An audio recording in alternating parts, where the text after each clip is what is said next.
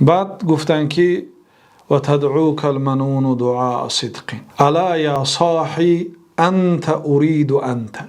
و منون، تدعوک المنون، منون موت است، یعنی ملک الموت. ملک الموت تو را دعای صدق میکند، دعوتی راست، دعوتی حقیقی، دعوتی واقعی میکند که انت اريد. یا صاحی یعنی معناش یا صاحبی هست، حذف شدگی است برای شعر. الا یا صاحی معناش یا صاحبی، آگاه باش ای صاحبم. موت شما را خطاب میکند، میگوید که ای صاحبم. صاحب شخصی را گفته میشد که صاحب، دوست، همصحبت. یعنی موت گویا همصحبتی شما باشد. برای چی؟ برای اینکه او جدا نمیشد از شما، او شما را میگیرد، آمده جان شما را میگیرد.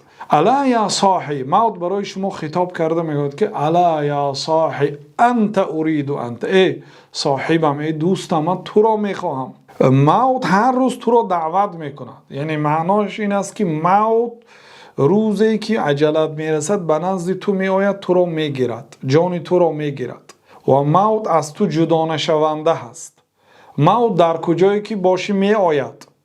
پیغمبرها وفات کردند، این دنیا به کسی وفا نکرد. اگر وفا میکرد به پیغمبرها وفا میکرد. و ما جعلنا لبشر من قبلک الخلد، ای پیغمبر ما یگان بشریتی که پیش از تو زندگی کردن برای آنها ابدی زیستن را نصیب روزی نکردیم. یگان انسان پیش از تو، از آنهایی که از تو پیش زندگی کردن، ابدیت نزیست در این دنیا.